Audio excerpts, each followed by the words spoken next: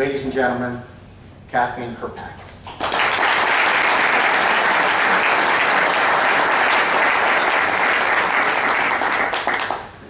I'm not the polished speaker that you've already heard, so I'm just going to be meeting.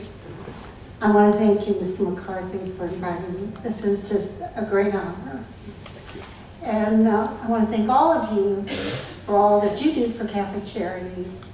Not only do you touch our lives, but you change our lives. My name is Kathleen Kirkpatrick. I'm 64 years old. I'm from North Carolina. Been in North Carolina 34 years. And I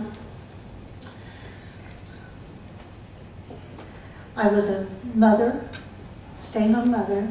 I was a wife, and I was a caregiver for an Alzheimer's patient, a parent who's an Alzheimer's patient.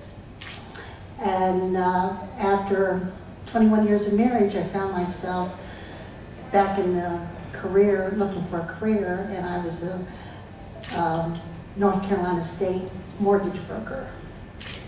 And we all know how unstable 3 years ago the mortgage business came, and I found myself without a job after 15 years. And I owned a home, I had a savings account, I thought everything was fine. And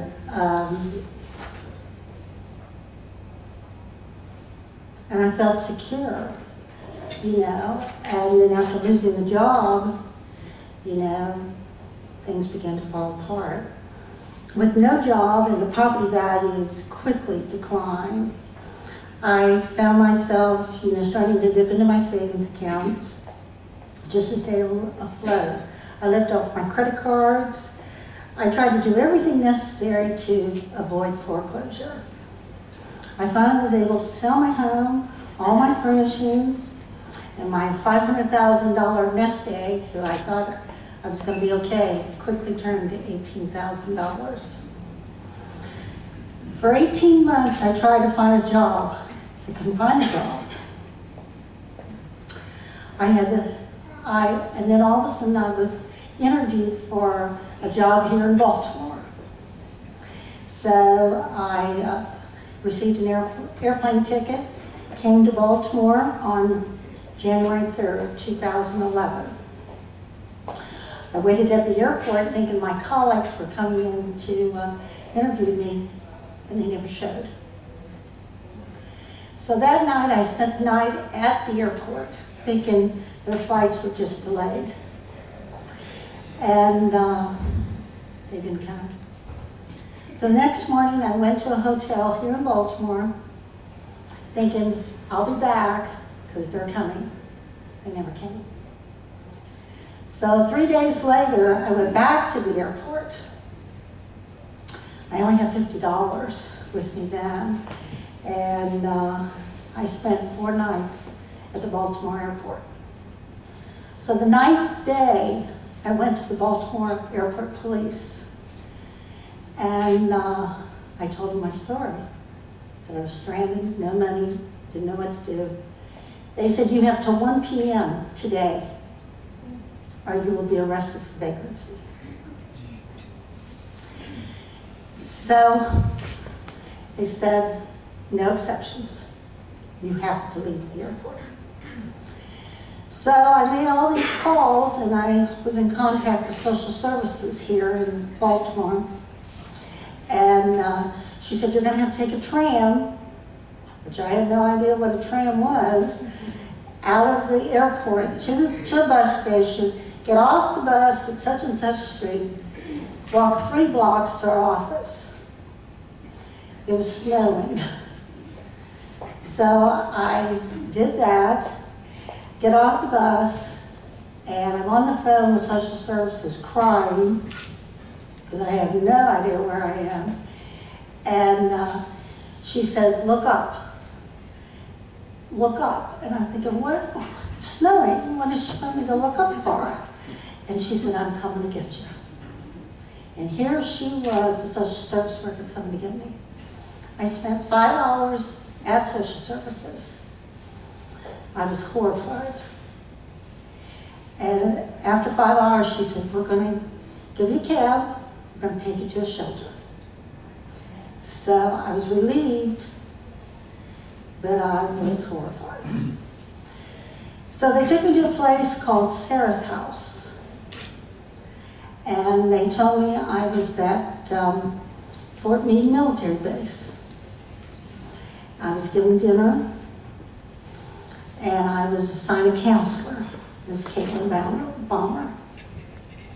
And so Miss Caitlin explained to me the program, and she said, you have, it's a 12-week program. We're going to give you a lot of support.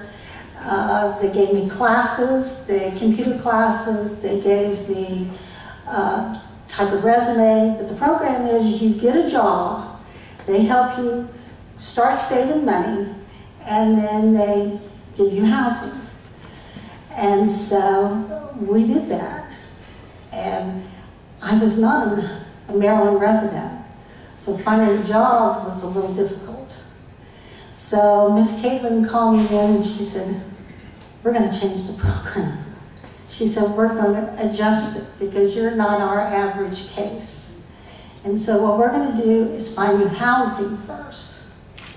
So she did all the work, and she said, we're going to start looking at the properties. So she said, we're going to Grantsville. She said, do you have any idea where Grantsville is? And I said, I don't even know where I am now. And so she said, well, we're going to take a ride and we're going to go to Grantsville. So I said, okay. So her and I, we took a ride. We met with Miss LaRue, and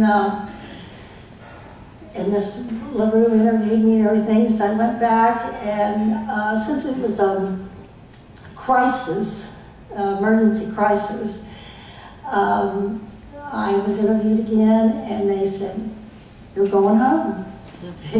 you're getting a home in Grantsville. So about a week later, Miss Caitlin packed me up, and we went to Grantsville. And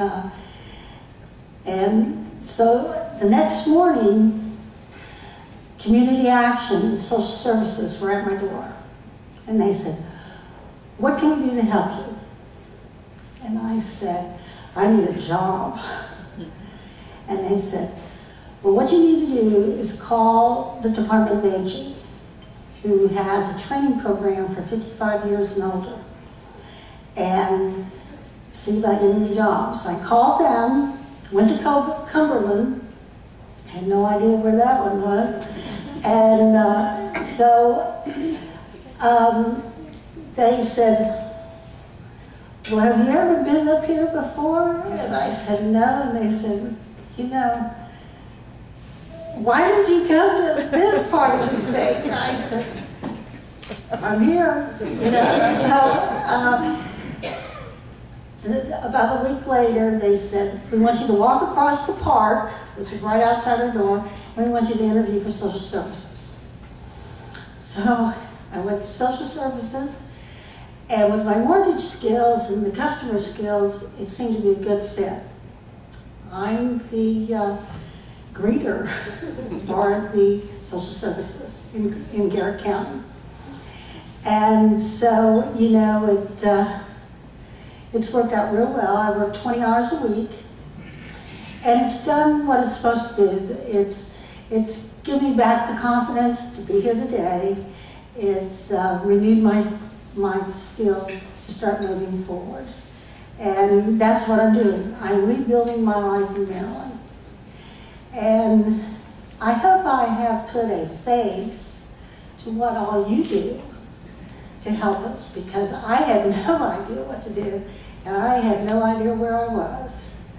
And, you know, it's what you do that is rebuilding my life. And so today I want to leave you with a few things that, number one is, you know, I want, you know, to thank you all for saving my life. You not only touched my life, but you saved my life, because not one day have I thought I was just put somewhere and forgotten. that I have the encouragement, you know, even Mr. McCarthy, they check on me, they see how I'm doing, and it's working, it's working. And the second thing I want to say is, I want to leave you with words from my mother. She says, sometimes the Lord puts us on our back, so we know to look up for help. It only took me 63.5 years to understand what she meant. But on a snowy day in Baltimore, I heard, look up, I'm coming to get you. And the third thing is, Miss Caitlin is here with me today. She is with Project Serve. And she was a volunteer. I did not know this till 20 minutes out of Grantsville, that she was a volunteer with Catholic Charities, with Project Serve. And so not only did, and she shared with me through a little email, not only that this meant a lot to her, my success and me getting housing meant a lot to her, meant as much to her as it did to me. And not only has it saved my life, but it has saved her life.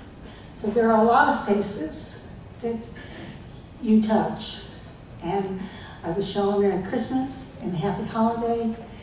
And I hope your faith keeps you and your family safe.